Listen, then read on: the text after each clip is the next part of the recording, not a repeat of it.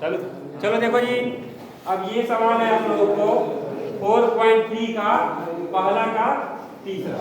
चलो चेक करें, इसकी भी क्या चाहिए हम लोग को, मूलों की प्रकृति चाहिए। तो मूलों की प्रकृति कैसे ज्ञात करते हैं हम लोग? देखो d का मान निकालेंगे, d का मतलब कर, सुनो, अगर 0 से d क्या हो, बड़ा हो, आने वाला d बराबर क्या होता है, b² - 4ac। अगर 0 से बड़ा होगा तो मूल कैसा होगा, वास्तविक होगा और अलग अलग होंगे। अगर 0 के बराबर होगा तो वह वास्तविक होगा लेकिन मूल बराबर होगा। अगर 0 से छोटा होगा तो अगर समझ में, तो मूल क्या होंगे, काल्पनिक होगा। यही मूलों का प्रकृति है, ठीक है ना। तो आओ इसको देखते हैं। तो क्या रखेंगे, d बराबर b² - 4ac। तो d बराबर b² मतलब x का गुणांक -6 का स्क्वायर 4ac, ठीक है। तो 6 के हो जाएगा 36, और देखो 4 तिहाई 12, 12 दूना 24। तो 36 में से 24 चला जाएगा, कितना बचेगा, बोलो।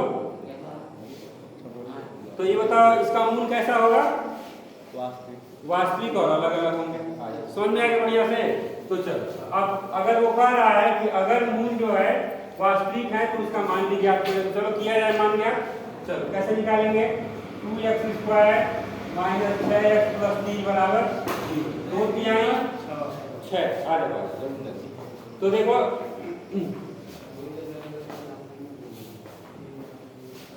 तो 2 तिहाई 6 जोड़ने पर क्या चाहिए हम लोगों को, 6 चाहिए, और गुणा करने पर नहीं 2 तिहाई 6, तो क्या होगा 3 3। अच्छा, तो जोड़ने पर 6 आ रहा है, गुणा करने पर 6 आ रहा है, तो फिर देखो जल्दी,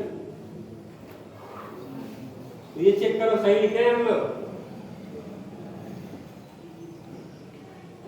सही है सर।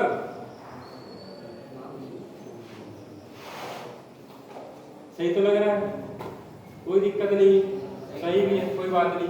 तो इसका मतलब किससे निकाला जाए इस सवाल को, सीधा 4 से लगा, ठीक है। चल तो देखते हैं, d बराबर क्या होता है, -b ± √b² - 4ac बटे 2, ठीक है। देखो जैसे ही तुम्हारे समझ में नहीं आ रहा है कि क्या होगा, सीधा 4 लगा दो। वैसे सीधा 4 तो सिलेबस में नहीं है, लेकिन सीख लोगे तो अच्छा ही जाएगा, है ना। तो -b मतलब -6, तो कितना आ जाएगा, +6, समझ रहे हो, माइनस का एक और मान प्लस माइनस b²।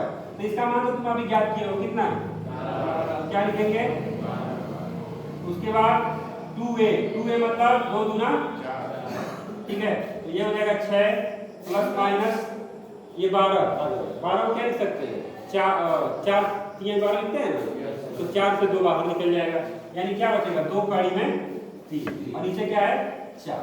तो ये हो गया हमारा x का मान। अब यहाँ x का 2 मान हुआ, एक तो प्लस है और एक तो माइनस।